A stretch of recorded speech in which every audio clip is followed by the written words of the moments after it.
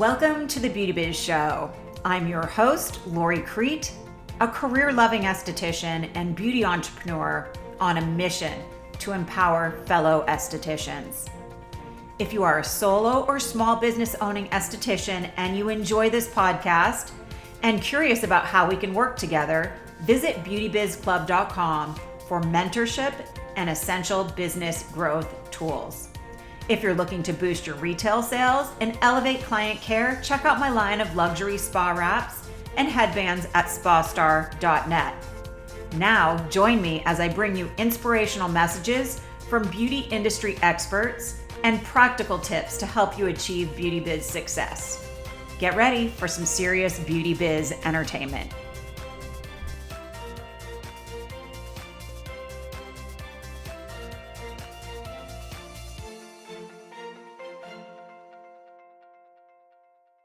Hi, everybody, and welcome to the Beauty Biz Show. This is Lori Crete, your host, and today I'm here with Courtney Claghorn, who is the founder of Sugared and Bronzed. Hi, Courtney. Hi, thank you so much for having me. Oh my gosh, thanks for being here. Before I have a guest come on, I kind of cyberstalk a little bit, and I noticed that in your Instagram bio, you have the little notation that you are a self-proclaimed chatterbox. Yes. Yes, I am. And before I think the next generation came to be, I used to have like on my Facebook, like I'm like Clarissa, I could talk to a wall. And then the more and more I deal with 20-some-year-olds, I realize they have no idea who Clarissa Explains It All is. So I just now describe it as a chatterbox. Well, I'm a voracious question asker, and I feel like this combination is going to make for a great time together today. So thank you for being here. I know you have to be one of the busiest people ever. I read your Instagram and some of your website and the articles you've been featured in, like the Forbes article. And I'm like, how does she do it all?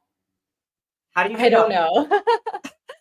I don't know. I feel like something always has to give. Like I always go to bed being like, well, I didn't get to that today and I thought I would, which is just like, I should learn now. I'm not going to get to everything. But I still think there's that eternal optimist in me that thinks I'm going to hit everything on my to-do list. But yeah, something always has to give. You know, it's like if I have a work event at night and I've been at the office all day, I don't get to see my toddler a lot. I mean, that's not that common. I really like to see my child in the evenings, but you know, it's like, you can't do it all. Like every day something has to drop. Like if I want to go to music class or watch my son's like ISR swimming lesson, sometimes I have to like reschedule a meeting. Like there's no true balance in my mind. It's just, you're always like, okay, what is going to get deprioritized today? And I think that's sort of the reality. I like to demystify doing it all because I just never feel like I actually do it all. It's funny. How old is your toddler? He's going to be 2 at the end of May. All right, perfect. So you have a lot going on. You know, when I first started seeing you pop up on my Instagram feed, I thought you were an esthetician, and you're not.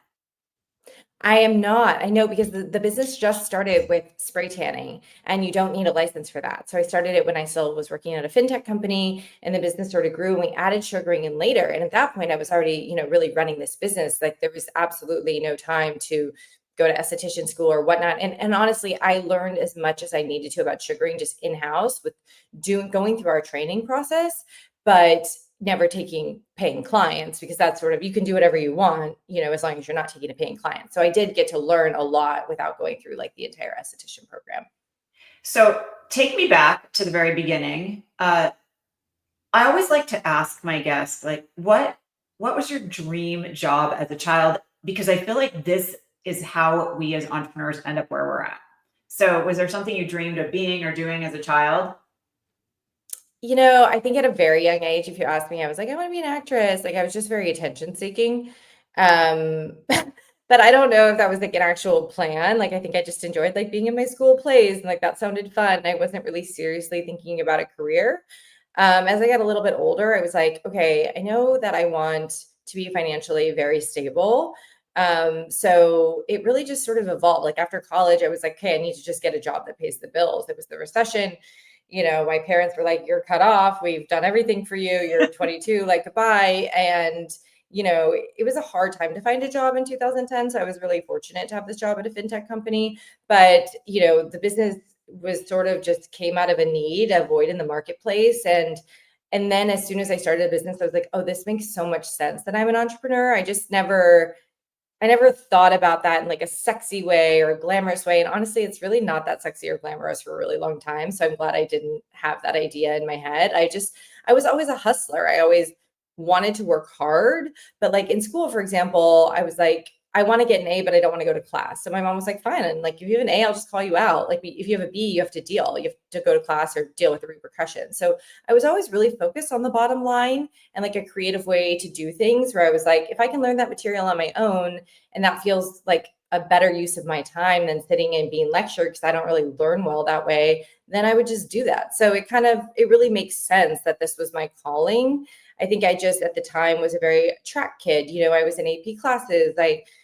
My best childhood friends went on to like Stanford MPA and wanted to be a doctor. And so I felt like I had to be a part of that track and probably go to business school. I have an undergraduate business degree, but to, go on to get an MBA. And at some point I realized like, that's not for me and that's okay. Yeah, it's stepping into your worth when you're not following a norm for sure. That's kind of my journey as well. So I completely understand what you're saying. Are you from California? Is that where you grew up? Originally downtown Chicago, but I moved to Orange County when I was 9, and I went to school in Boulder, Colorado, and I've been in Santa Monica since 2009 when I graduated. I was a flight attendant when I first got out of college, and Santa Monica to me was a piece of heaven on earth. I was in Boston. I couldn't believe people got to live there. I do really enjoy Santa Monica. I also like to like get out of the city, a lot. And I think the proximity to LAX is really great for that. So, it's nice to know I can have a direct flight to Paris, which doesn't happen as much now that I have a toddler, but I really like to travel as well. So, I like this being home based. I'm a city kid, I think through and through. Like when I moved to Orange County, it felt very like, I was like, what is this place? Like the suburbs didn't feel like me because that all I knew was the city for such a long time. But I also grew up going to see my dad. He lived in Colorado and mostly in Telluride, and that felt like, oh, I had this retreat. So I think it's just part of my sort of DNA to be like, okay, I like home base is the city, and then I like get out of the city a lot to go to these like places with more nature, or like to just be and enjoy and get out of the city. So I think it probably has a lot to do with my childhood, but that's sort of how I live my life now too. I moved from Los Angeles to Palm Springs, and what I miss the most is being able to walk places. I'm sure you have a walkable life. You can park. I do, which is so rare for LA, and people are always like, how many cars for how many drivers do you have in your family? Because we have an au pair that lives with us, but we still only have 2 cars, and one's basically her car. People are like so confused. They're like, don't you fight with your husband? I'm like, no, my husband and I work together. The office is walking distance from our house. And also when I go out just with my friends and he's out, like I'll take an Uber. It doesn't matter. Like I walk pretty much to all of my errands if I can. Yeah, that's lovely. I miss that. I miss that LA lifestyle. I want to go back. I don't know if I sent you some notes over. I actually was one of the first spray tanning.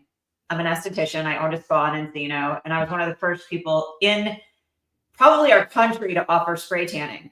So, I love that. What year was this? This was right early in my career, probably 2000, and I would say 4 or 5. I started. There was one spray tanning solution. I joke about this. There was one, and it came from Australia, and I got hired by a large infomercial company, and they said, "Can you help us sculpt some abs on these workout videos?"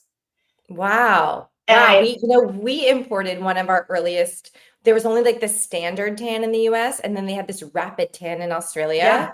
And we imported it and paid like top dollar. No one else had it. And I was like, we're going to call it the Express Tan. And like now in the US, it's called the Express Tan, but I like kind of want to take credit for that, but it's kind of like a basic word. So I don't know. I did the rapid tan back in, and I charged way more for it. This was forever ago. Same. But I joke. I gave people, they flew in from all over the world. I literally had people from India, from Australia, they used to fly in, and and I would give them the most beautiful orange tan because that's all it was. Everyone slightly turned orange in the very beginning of spray tanning. So, yeah. Tell me, like, when did you start tanning, and you did it out of your apartment? I did for the first few months. Like I wasn't ready to like sign a commercial lease. And I don't think anyone would have let us, honestly. They would have been like, you have no financials. This is a joke. and I wasn't ready to quit my job. I just sort of gotten this job a year-ish prior, and it was just really scary. Like I had bills for the first time in my life, and I was fortunate that I didn't have kids or anything like that or any real high stakes, but it was still, I wanted to be stable. I didn't want to have to call my parents and ask for money. I just would have, I don't know, been a blow to my ego or something. So yeah, I just started in a way that I knew how. Like let's just test the market. If people come to the apartment, they'll for sure come to a real store. And we thought about doing mobile for a minute. And it's funny because we have tapped back into mobile at different times of COVID or, VIP experiences. And now we're actually, I think, relaunching it in LA shortly. So it is like always, it's not like a never with the mobile thing, but for me, working full time and like trying to map out traffic in LA, mobile was like, well, I could do maybe like 2 clients after work or like 1 during lunch versus like if I ran home, I could squeeze in like a couple, like maybe 2 or 3 clients during lunch. And then after work, I sort of had, if I did 20-minute appointments, like a lot of time to fit in clients. So that just made sense to me. And then that, led to me quitting my job shortly thereafter, finding our first commercial space and, opening our first real store in Santa Monica. I'm curious. The same thing with mobile, and I used to have celebrities. I remember probably the top bid was, Lori, I will give you $400 if you come over here and spray me tonight, because I can't leave my kids or I can't do whatever. Like spray tanning was a hot commodity. And then so how did you go? Like, tell me the segue between this is in my apartment and now I'm going to find my first location. Was it in Santa Monica? It was Montana Ave in Santa Monica, which actually our Santa Monica location is still on that street. It's just a bigger ground floor location. Our first location was upstairs behind a tree, and it was all we could afford. But I really wanted to be on Montana Ave in Santa Monica. I felt really strongly about it. It just felt like the local street. It felt like parking was easy. It felt like everything I was looking for. And when you live in a city, you don't really need to look at a lot of like demographics and stuff. You pretty much understand your own city. So that was fairly easy, that I didn't have access to Buxton and all these things that I do now. But yeah, it was like the rent even then in the recession was still expensive on Montana Ave. So upstairs behind a tree is like what we could figure out. And we're like, well, we'll get some walk by traffic from the nail salon next door that's also upstairs. That was like more visible from the street.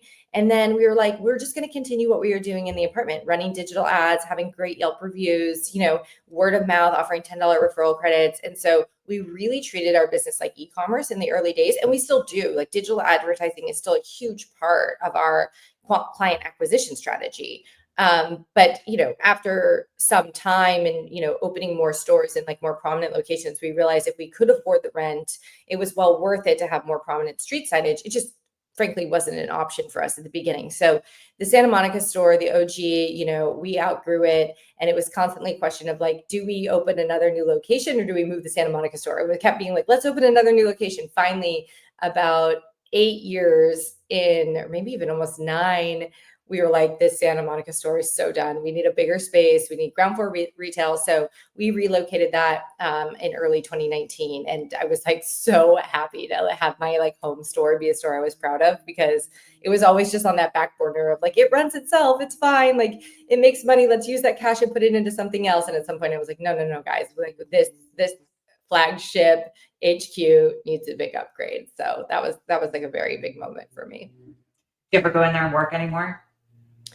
I go in a lot to do random things. It's right in between my home and my office. So, if we need a quick like social media shoot, product, like we're redoing product displays. I love to pop in to really any store I'm at and just, be at the reception desk for 15, 20 minutes just to see like what's changed. Like, is there a different vibe? So much of it oddly is still the same, but it is good. When we started to hit these like bigger numbers, especially like in our first New York store, for me to spend time then as a receptionist and even just phrase some people to understand like what that store looks like at just an insane volume.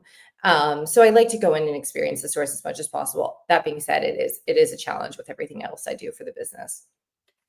I want to go back just for a quick second.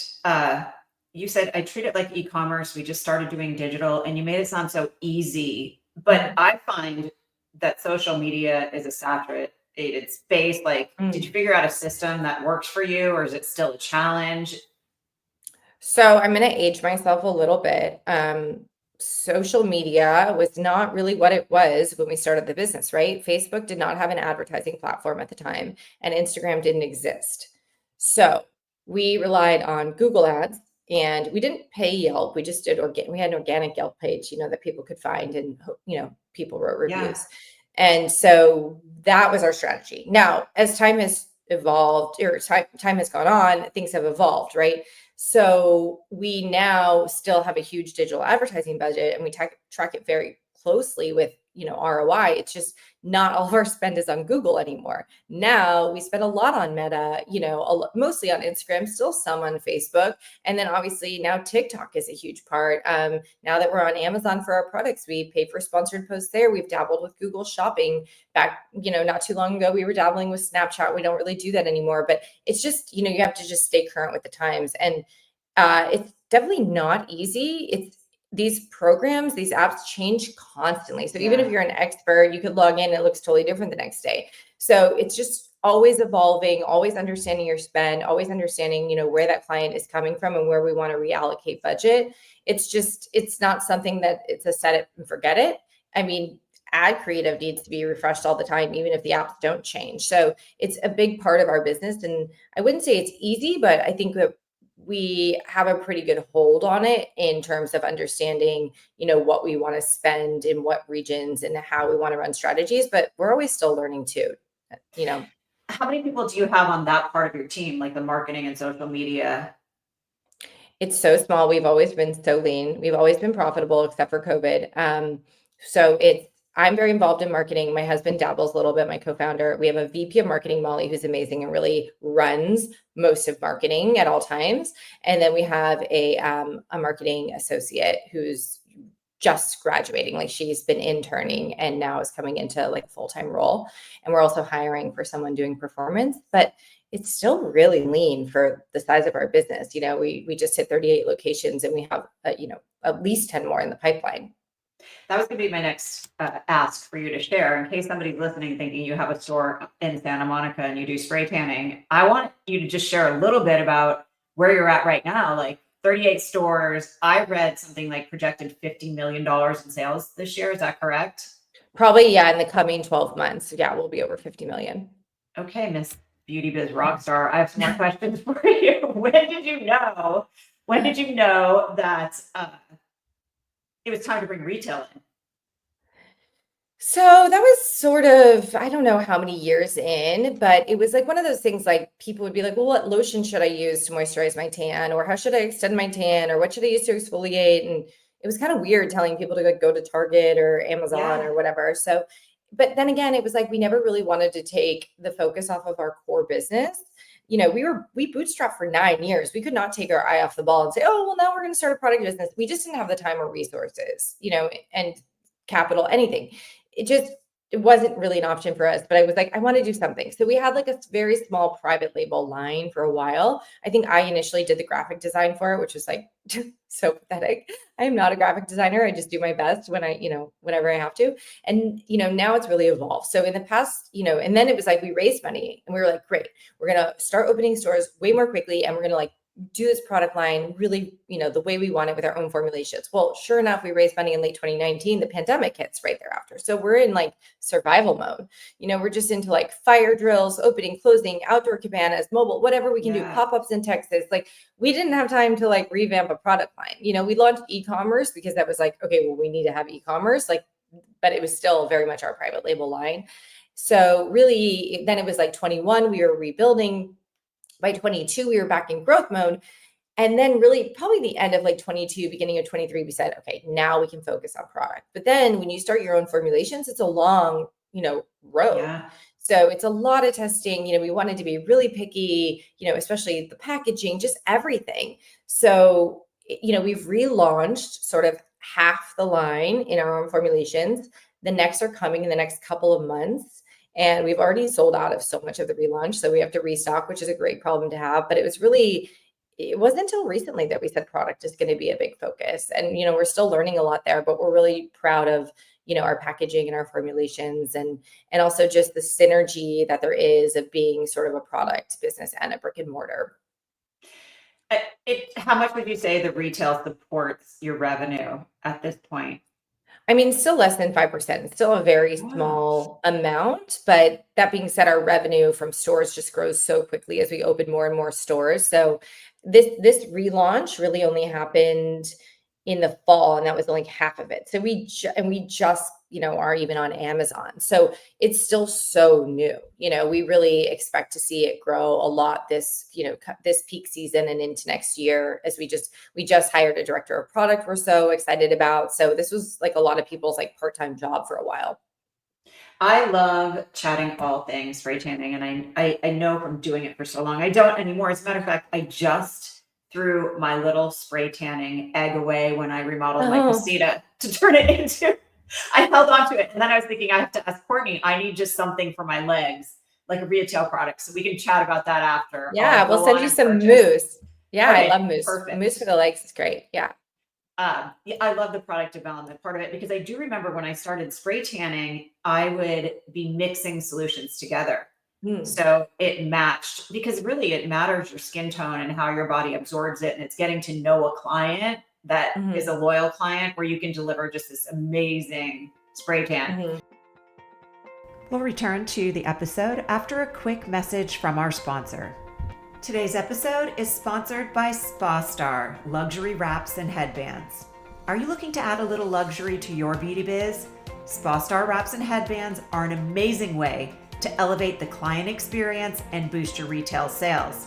Here are the top 3 reasons Spa Star Wraps are estheticians' spa wear of choice. Number 1 is the fit. Spa Star Wraps are size inclusive with a unique design that accommodates sizes 0 to 18. The feel.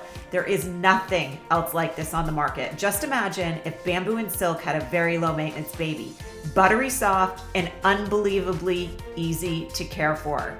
The third reason is functionality. The wraps are lightweight, water wicking, saving lots of space in limited treatment room storage and reducing laundry loads with a drying time of approximately under 6 minutes. Use them in your treatments and chances are clients will want to take one home, providing a profitable boost in retail sales. Visit spastar.net for more details and be sure to check out the footer of the website at spastar.net for wholesale applications. I want to segue into another part of this, and I was making notes. I am not a jealous person. I love, love, love learning from other women. But there are 3 things that I really can tell you that I admire in other women that I wish I could have a piece of. That is somebody who can sing. I don't know if you can sing, but somebody who can sing a tune. I'm in the same boat as you. I'm not a jealous person, but like I'm kind of jealous of that. I love karaoke. I love to sing. Like I have a karaoke room in my basement. I have a terrible voice. So Me too. I will people just have drive to, everyone out of your yeah. karaoke room fast. Like, I don't care.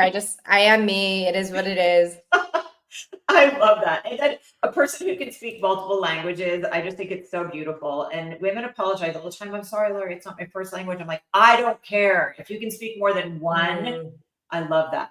I think it's I a love talent. that. I was like conversational in Spanish when I was probably about 12 or 13, and that is long gone. And so, my family is Italian, so we have an Italian au pair from Rome, and she speaks to my son in fluent Italian, which is amazing. And now he translates for me, which he's not even 2 Oh, yet. So I'm like, I need to pick up the pace here with my Italian skills. But I'm with you. I'm like, why didn't my Nona speak to my mom in Italian? But that generation just wasn't cool to be anything but American. And then my mom didn't really learn it till college. She picked it back up. We had a nanny that spoke Italian, but it was like I didn't have time to sit and learn from them. And I'm like, why didn't anyone just teach yeah. me at the age of 2? Like this would have been so much easier and like kind of sexy to just speak a different, any language. Yeah, my dad speaks French, and I would say, Oh yeah. teach me how to speak French. And he would say, I don't speak it. And I'm like, I just heard you have a full on conversation with somebody. I know. It's just my Wild. mom knew enough Italian to try, but yeah, I just think, she wasn't super confident in it. And yeah, so no one's really spoke to me in a sense. My nanny like would teach me Swahili sometimes because that was her language, but I don't, and my school taught me Japanese growing up, but I sadly didn't retain very much. Well, so yes, that's funny that we both feel the same way about these things. The third thing that I am envious of, because I've been an esthetician for 23 years, I still work in the treatment room for research and development because I have a consulting business in the beauty industry, but it hands-on makes me much more in tune with what my consulting clients need. I will tell you the third thing that I am so envious of in another human esthetician is somebody who can sugar. So Mm. seriously, I've been 23 years waxing. I've had some of the most, the woman I rent a space from so I can still work out here is Lebanese.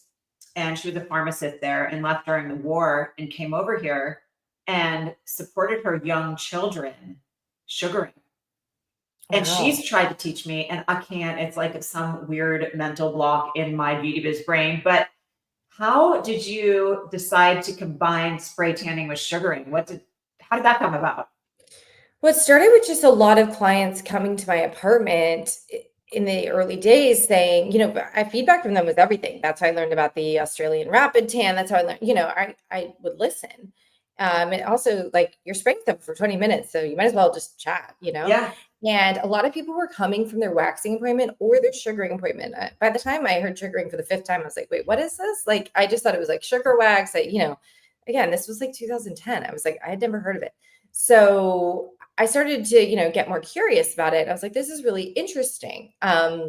And I was like, it's also just funny that people seem to pair these back to back because, it made sense. They were going on vacation. They wanted to, do both. And they would kind of joke like, oh, I get naked at this one place, then I come here and I get naked again. It's like, it'd be cool if you guys were in the same, building. And I was like, yeah, that is cool. And so when we went to go find our first Santa Monica store, we really couldn't find spaces small enough for what we needed. And again, like rent was very important to us because we didn't have a lot of money. We were totally, reinvesting every dollar and bootstrapping. So we found someone to rent the back of the space who did sugaring. And then we really got to see the synergy firsthand. I got to learn so much more about it. And we were like, let's keep growing this sort of together. Like if it's next door to each other in the same space, then, we tried to do that. But ultimately she was like, I don't really want to grow. Like, I kind of like having this business as is, and it doesn't really interest me. And so then I think it was in our Newport Beach location that we were like, all right, fine. If she doesn't want to grow, like, let's just find someone else to rent a sugaring room because again, it was just too big for us. And we had someone and we were super excited about it. And she ended up backing out last minute and not taking the space. And we were like, how are we going to afford this rent? And so then we were like, what if we just find someone with some sugaring experience, like that can do it? But with us, we started our own separate brand called Sugared. And so it was like sort of under a different umbrella. It was like sort of this pilot. And it really worked. So then as we went to open more stores, we were like, why don't we just do this, ourselves? And eventually, as we moved out of our Santa Monica store and, relocated, and then I think that the gal who rented the back had relocated, we were like, this just needs to be one brand. It needs to be sugared and bronzed. And I think by the time we opened our first New York store, I think in like 2016, it was some years in that we put the brands together. We said it's sugared and bronzed now. It's not just like these two separate entities and separate websites. So when I would hire in my spa in Los Angeles, the first thing I would do is have somebody shadow me for a few days, and then I would have them start with spray tanning because I felt like that was just Mm, such a seamless system to mhm. teach somebody to get them comfortable with the clients and my systems in my business. Like I mentioned, sugar's a whole different thing. I want to know, do you have a system for team building? For team building? I feel like it's the hardest part of being an entrepreneur is building your team, your estheticians, your service providers. I mean, it is a challenge. We talk a lot about operationalizing culture as we grow. And Ellen, we have the best board members. We have Ellen, the co-founder of Mendocino Farms, is on our board, and then Joey, the CEO of Barry's Boot Camp.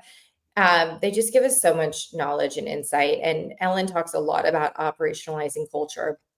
And we cold called her many years before she was on our board or before we even had investors. And even just, she took us into the Amendo offices and just taught us so much. So we've always just really loved her as a mentor. So it is challenging because we have spaces, right, where people are coming in and pretty much getting naked. Like Yeah, Brazilian is like intimate our number one. services. Yeah, Brazilian is number one sugaring appointment, and spray tanning, most people are topless or naked, 50-50.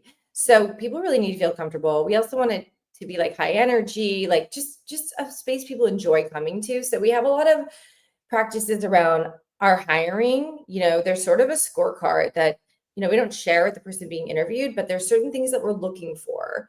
And, and their ability to make people feel comfortable and the warmth that they exude and how outgoing they are and all these things that are really needed in those one-on-one treatment rooms. So it starts with the hiring process, and then the training process is very thorough. It's several weeks long. There's a lot of tests that have to be taken, both written and hands-on. And, we really want to make sure someone's a fit. And if someone's not making it through training, that's okay. But we rather have that conversation then versus once they're on the floor and we have an unhappy client. So we have a lot of checkpoints for good reason. And then it's in terms of team building, it used to be so much easier. We also we knew everyone. We had like a small amount of Southern California stores, East Coast stores. We could do parties like separately. And, sometimes people would fly out and vice versa. But as we have over 500 people in the field now. They're in various cities. It's become way more of a challenge. So we try to do like store directors can have like local holiday parties, and then obviously we have a corporate team party. And team building as a corporate team is easier because we're all in the office. Like I've scheduled Wim Hof instructors to come do breath work at my house, and then we all get in the cold plunge. We've done a good amount of we've done improv together. It's a lot easier, when everyone's in the same space. It just feels a lot more challenging as we're in multiple cities, but we always, do our best to sort of have that same feel at every store. Do you have like a lead at the store that does the training in person? Is that how you roll it out? We have people that run training on the corporate level, and then we have regional trainers that support our training efforts and sort of do check-in. So it's sort of like a dotted line to operations and like a direct line into reporting into training. So it's really centralized. So we do try to like decentralize what we can so that we can scale, but it's always a balance. Something I'm loving about you as we chat is you are really connected to your business, like really fully immersed in it. I love that. Thank you. Yes. And I'm sure it contributes to much of your success. Thank you. Yes, I try to be as in it. It's hard as it grows too. Yeah. Like I'm a very 0-100 person control freak. Like it really was a hard time for me when I couldn't get my hands in everything all the time and make sure everything was perfect. Like this practice of sort of like letting go and trust and having other people own those things it's truly impossible at our size now. So that was a big life lesson for me, and probably ultimately good for my stress levels, because trying to be everything everywhere all at once it's just not reality. So I'm really lucky to have a team that I really trust, and we're all like really close friends. It just feels like we're playing at the craps table at all times. So I'm really fortunate, but I was also really intentional about the team that we built. I call it the surrender and course correct way of running a business. And that's truly what it has to embody, I think. So you don't lose your mind. Yeah. Yeah. I heard it recently as something like in it and then through it, like you can't run away from it. Yeah, absolutely. I have somebody in my mastermind group, and she talked about she's slow this week in her business. And she said, is it weird that I'm starting to love the challenge of filling the spots for my team? I said, no, that's called embracing entrepreneurship. Yeah. For sure. Yeah. Yeah. This is a personal question that's going to lead into a professional question. How did you meet your husband? I met him in college. Not that exciting, but some people are like, oh, you're college sweethearts. I don't ever think about it that way.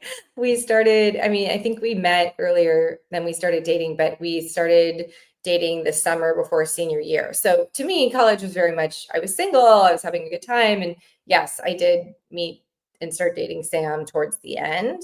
And I'm so glad that we have that shared college experience and so many mutual friends. And that was amazing. And, then we lived separately for at least a year out of school. He was in San Diego. I was in Santa Monica. We broke up for a bit. We had to figure out our way in the real world.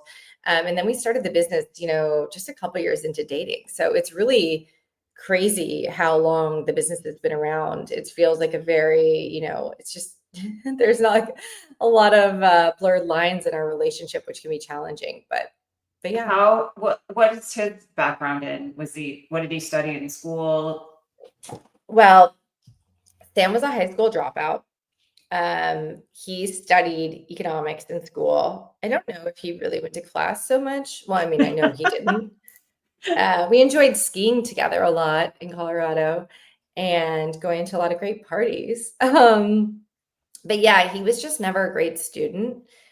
And it's funny that he dropped out of high school and then ended up going to college. He like did some community classes and was able to like transfer in. It was really funny, his senior year of high school. And yeah, so he's just not a great student, but he loves to learn. Like the school system and whatever school he went to was just not for him. So I think we've both always been independent thinkers, and that, tends to work well in entrepreneurship. So, he didn't quit his job, his corporate job, until probably maybe 3 or 4 years into the business, just because the business couldn't financially support both of us. And we didn't need to have two people on like the back end. It was like I could pretty much do everything. And then as we started to open more stores and have construction and managers and, all this payroll even became more of a thing, and bookkeeping, just all these things started to grow. It was like I really needed that support. So he's been, a part of it from day one, but it just, it was more like he built the website. He put in the $500 to match my $500. And, now, we run it together day to day very much so. And we have very different strengths and weaknesses for sure. That's what makes it work. Mm-hmm. So I also heard you speaking on another podcast about intuition, which I think is such a power tool that we underestimate. Mm-hmm. And you walked into the first building in New York, Union Square, and you go, it just feels right. Do you still tap into that? And you said now you use data. Will you talk to just that a little bit, like how you use intuition combined with data-driven type strategy? I 100% still use my intuition. Our investors probably never like to hear about it because they want like a deck and like numbers and data to support it. And look, I'm all about that. Now I love having access to this data, especially in cities that I don't live in. Like if you're trying to understand a new market that you haven't spent a ton of time in, data is obviously crucial. But so is anecdotal conversations with every broker, with anyone I might know who lives in that city. Yeah. Like I really try to pair, and then obviously going there myself and just seeing how it feels, right? I like to marry the two. That being said, there's some times where the data is pretty obvious. Like when we decided we were going to open DC as our next new market, and now we've opened in Georgetown, and Logan Circle will be next. I went and did the tour. I'd been to DC like a couple of times, not enough to really know the city, but the data was clear. The city was going to be a good choice. Now, where in the city was more, up for debate, but I didn't even need to look at the data to say, okay, Georgetown and Logan Circle, just obvious choices to me. And when we were walking through Logan Circle, or more like the street, 14th Street, it's not quite a circle in my mind, but I pointed at a Parachute Home that was there. And there was a vacancy next door. And I said, that is the perfect location for us. And I want to be right there. I knew nothing about it. I was like, that's the spot. So we went in, the rent was way beyond what we were willing to pay. And then it got occupied by another beauty brand, super happy for them. And then we found out Parachute Home was moving out of this location. And I was like, and it was a smaller space. We negotiated the right rent. And I was like, how funny that I saw Parachute, was like, that's the ideal space. Oh, wait, there's a spot next door. And then we are taking the Parachute space. And I was like, this is just so funny. It was like my intuition was the same as opening that Union Square store. And again, like I could look at the data, but I also could just feel it in the city. Like I had seen enough of the city where I just knew. So I'm always like, listen to that intuition. Like, yes, use data, but if your intuition doesn't line up, then listen to it. Or, if your intuition is really speaking to you, find the data to support it to make your investors happy, or whoever on, the board of the decision makers. But intuition is so strong, and I hate people poo-pooing it. Like it doesn't matter. I think like Albert Einstein or someone really smart said that it was like this gift that we underestimate. And I'm like, I'm right there with that statement. Yeah, quite often when we don't follow what our gut is telling us, we regret it. So Yeah. I agree with you 100%. Gosh, as we wrap up the show today, I want to ask you a few kind of rapid fiery type questions. If you had to talk about something like that crushes your soul being a business owner, like a beauty biz soul crusher, I call it. Do you have one that comes to mind, like something that makes you feel slightly defeated? Because we're human and it happens no matter how successful we are. Yeah. I think if I'm being totally candid, I think just sometimes the government, like the permitting laws, even employer laws, just it can be soul crushing. It Yeah. just doesn't make sense sometimes. And like, we try to be the best employers possible. We always treat everyone with fairness, with respect. We expect the same, and it's hard when then you have someone being like, oh, I want to sue for something so insane that didn't happen. And in a lot of states, your lawyers are like, well, figure it out. You got to settle. It's like, wait, what? We didn't, do anything. This is a Yeah. made up story. That to me is really upsetting. I wish that we could find something more fair. Like, of course, employers should be, have to treat people well. And of course, there should be Yeah. repercussions if they don't. I think that the lines, especially in California and New York, are challenging. It's challenging to terminate someone that's not a good fit for all the right reasons. And I think a lot of business owners will resonate with that. And I think a lot of employees honestly have seen it too. And I think most of our staff is so amazing, and they treat us with so much respect, and they are so kind to all of our clients, and they do their best work. And it's just upsetting, I think, when they even see someone else, taking advantage of the system. I don't love that. It's never been my favorite thing. And then, yeah, permitting. I just feel like the government wants to like slow down construction all the time. Um, and that's so crushing when you're like, everything's Yeah. to code. Yeah. We When have you're a so much. hustler, when you're a hustler, you don't want to be Yeah. held back. Yeah. So I don't know. That's kind of what, if I'm being totally candid, those are sort of my soul crushing moments that I just feel a little defeated. Like we don't have any power of that, no matter how by the book we want to be, you know, um, it's a challenge. It's like police breaks, but what if someone wants to work through their break and just earn more money? It's like you're in a catch Yeah. 22. Yeah. You can't let someone do that, really. And I used to be a server at restaurants. I wanted to work through my break. I didn't want to sit in a little break room. I wasn't there for that. I was there to make money. But then to be like, well, we could have this like lawsuit if we don't make you clock out for the 30 minutes, that kind of stuff, it just bugs me, because I want them to make money too if they're there to make money.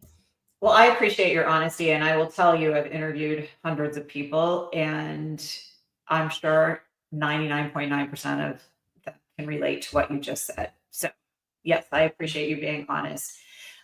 To talk about something positive and inspiring for our listeners, what's your biggest beauty biz soul lighter upper? I mean, I just love how many careers we've created. I also, people have started as sugaristas, and now they're regional managers, and they've had this whole career with us, and they're still going to do more. And that's so exciting to me to see that. I also just love that people come into our stores and they feel better about themselves when they walk out or when they wake up the next morning. That's really exciting. Like, just putting more positivity in the world. Like, I know that we're not saving lives. This isn't a doctor's office. But I think with that comes some lightness and some fun. And I think we underestimate people feeling confident about themselves, and just how much positivity radiates and affects other people. Maybe it's like sort of a hippie viewpoint of mine, but I do think, I mean, obviously energy is a very real thing, and positive energy does have a positive impact on so many people, not just the people you interact with. Then it has a ripple effect. So I love that about our business. I'm sure you noticed this too. I named it the period right after COVID, Beauty with a Vengeance. It was so crazy how people were craving what we did. They wanted to feel good. They wanted the human interaction experience. Like, I would have people waiting outside my facial room that I'd never met going, when can I get an appointment with you? You didn't call me back. I'm like, well, why did you leave me a message? I go, 2 minutes ago. It was wild. So we do make people feel good as beauty entrepreneurs. Before I ask you what's next for you, I want for you to share, because I think you could use this podcast as a beautiful opportunity for team building. I'm sure you're hiring all over the country now. How do people find out where to look for any positions you may have open? Yeah, on Sugared and Bronze, we have a careers page. And, you could also, look on LinkedIn. I think a lot of these hiring sites like sort of aggregate all these job postings, but, you can find us on most hiring sites. But if you want something directly, look at the careers page on our website. We are always hiring for different roles, whether it be in the field, in management, in the corporate team, you know, constantly hiring, and we will always make room for good people. So come find us. Just sugaredandbronze.com. Yep. Okay. Awesome. Even All like right. DM us if you really want to work with us. Like we're open. Like we'll figure out a way to get you in touch with the right person. Oh my God, I love your free spirit. And what you built and the free spirit you have is just amazing to me. So, what's next for you as we wrap things up? Share what's next. Oh, well, I am going to Chicago tomorrow, actually, to look at real estate there. So that might or very likely be our next new market. And then just expanding this product line. You'll see the rest of the relaunch coming in the next couple months. We'll get those on Amazon too, and they'll be available in store and obviously on our website. And then perhaps another third-party retailer next year. We're going to think about that. And beyond Chicago, there's so many more markets we have to go to, but also growing in our current markets is always going to happen. And then launching mobile in LA, probably in June. We're really excited to do that. It'll be a higher price point, but obviously a more, premium sort of experience where we come to you.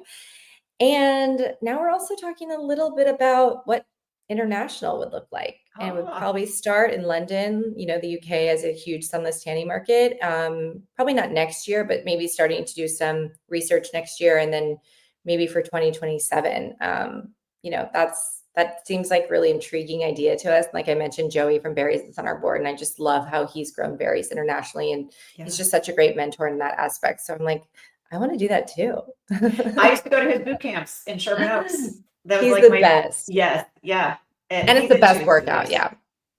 Well, Yeah. I'm excited for you. I'm excited. I find you to be a very inspirational entrepreneur. I love watching you. So, best wishes with all of your future dreams turning into a reality. Thank you so much. And thank you for having me. This was Oh so my fun. gosh. Yeah, thanks for being here.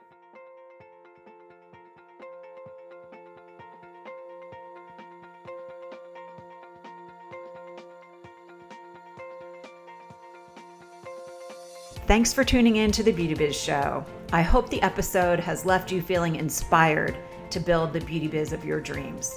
As always, we appreciate your kind reviews as it helps us attract amazing guests to be interviewed.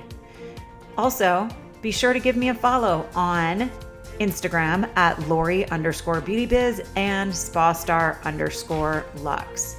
If you'd like to know more about how we can work together, visit beautybizclub.com, where we are busy helping estheticians create outrageously abundant careers.